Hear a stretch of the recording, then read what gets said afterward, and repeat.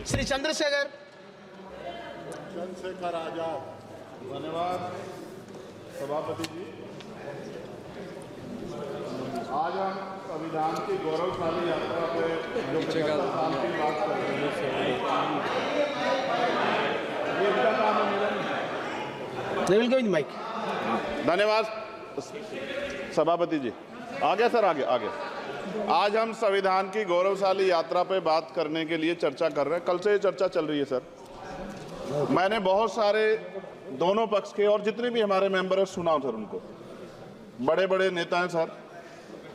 इसके भाग 1 में लिखा हुआ है India that is Bharat, Hindustan नहीं लिखा हुआ है सर।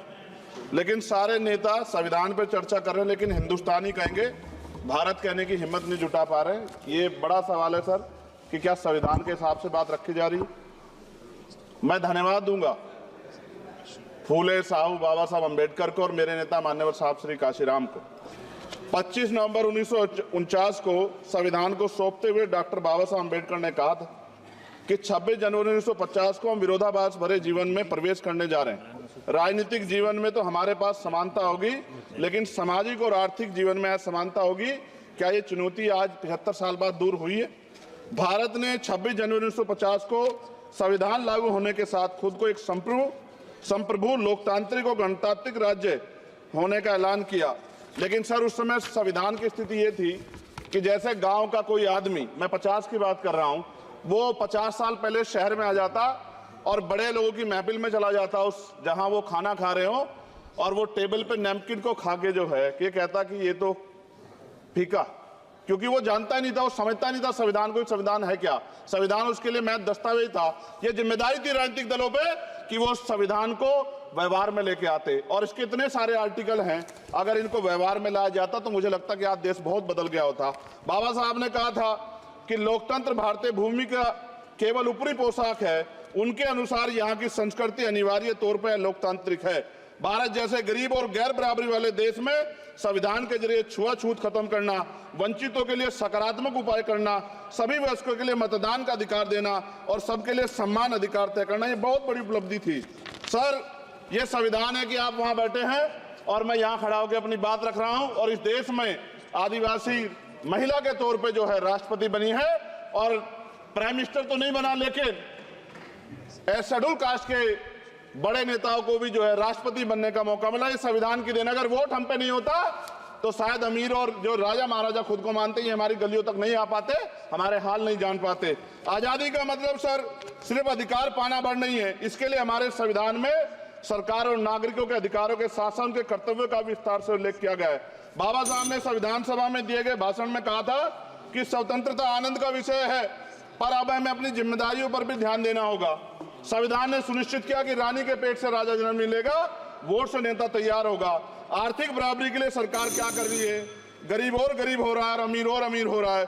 सुबह उठते कहीं बम की धमकी मिलती, कहीं दंगे की। ये अमृत काल है सर, यह धमकी काल है। कितना बढ़ रहा है आर्टिकल 15 सर। भारत में आज भी घोड़ी चढ़नी बैठती होती है।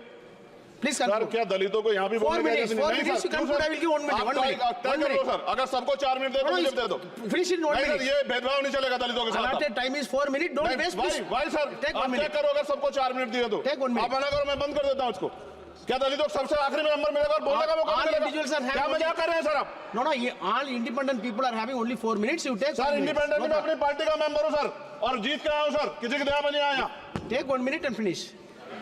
सर कल भी बोले तो एक दलीय पार्टी के लोग, आप मौका दो सर। मूछे रखने पर हत्या होती है, महिलाओं पे, छोटे मासूम बच्चों पर रेप हिंसा होती है। एनसीआरबी का डाटा देकर डर लगेगा। यही 1 किलोमीटर में संविधान को जला गया, और महाराष्ट्र के परभनी में अभी भी संविधान को नष्ट किया गया, उसकी कॉपी को। आर्टिकल 25-26 में संविधान में सभी को धार्मिक आजादी। कहाँ है दलितों की, मुसलमानों की, जैनों की, बौद्धों की, ईसाइयों की? छत्तीसगढ़ में सतनामी समाज को संविधान की अपनी धार्मिक आजादी के आधार पर जो है उनको अपमानित करके जेल में बंद कर दिया। संभल, अजमेर, अयोध्या सब इसका उदाहरण है। ये सरकार आलोचना डरती है। कितने लोग जेल में बंद है? मिरान हैदर, खालिद सैफी, उमर खालिद खान, सिफा खान, गुलफ्शा फातिमा और आजम खान साहब राजनीतिक विरोध में बंद है। सरकार यहाँ बैठी है, सरकार सामाजिक न्याय की बात करती है। बताए कितने दलित मुख्यमंत्री बना रखे हैं आपने? 13 ज्यादा सरकार स्टेट में सरकार है। कितनी महिला मुख्यमंत्री है? आपकी सरकार ने सुप्रीम कोर्ट के आदेश के बाद रिजर्वेशन प्रमोशन में जारी नहीं किया, और ओबीसी को पॉलिटिकल रिजर्वेशन आप देंगे नहीं देंगे, आप बताने का काम करें। मैं 75 साल की गौरव यात्रा में हम एक सभ्य समाज नहीं बना पाए, इसलिए जाति आधार पर SC ST OBC के बच्चों को प्राइमरी स्कूल से लेकर उच्च संस्थानों में भेदभाव किया जाता है। सरकार निरंकुश हो गई, कोई बुलडोजर से कार्रवाई करता है। कल मंत्री जी ने कहा हमने राष्ट्रीय पिछड़ा वर्ग आयोग बनाया, 69 शिक्षक भर्ती में उसकी सिफारिशों को नहीं माना। EWS के जरिए आपने संविधान पे आरक्षण के प्रावधान पे हमला किया। 1 मिनट में खत्म कर रहा हूं सर।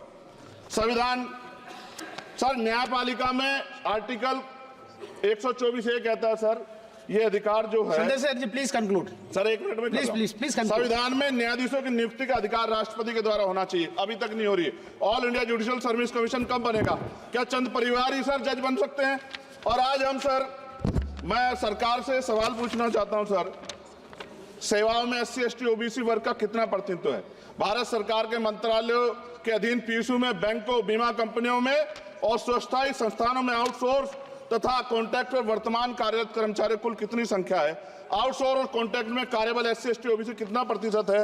निजी क्षेत्रों में कार्यरत कर्मचारी उनके SC ST OBC की वर्ग लाभ। सर खत्म कर, लास्ट पॉइंट सर, मैं फिर स्पष्ट तौर पर कह रहा हूं सर, यहां बैठे SC और OBC के मेंबर से कह रहा हूं सर, उनको सामाजिक जिम्मेदारी का ध्यान भी रखना चाहिए। पार्टी के प्रति वफादारी के साथ साथ अपने वर्गों के प्रति ईमानदारी भी रखनी चाहिए। ईमानदारी नहीं होगी तो उन वर्गों का भला नहीं हो सकता, और हमें बहुत सरकारों से उम्मीद नहीं है। बहुत बहुत धन्यवाद सर। थैंक यू, बहुत बहुत धन्यवाद सर। आज संविधान की ऊपर चर्चा करने के लिए आपने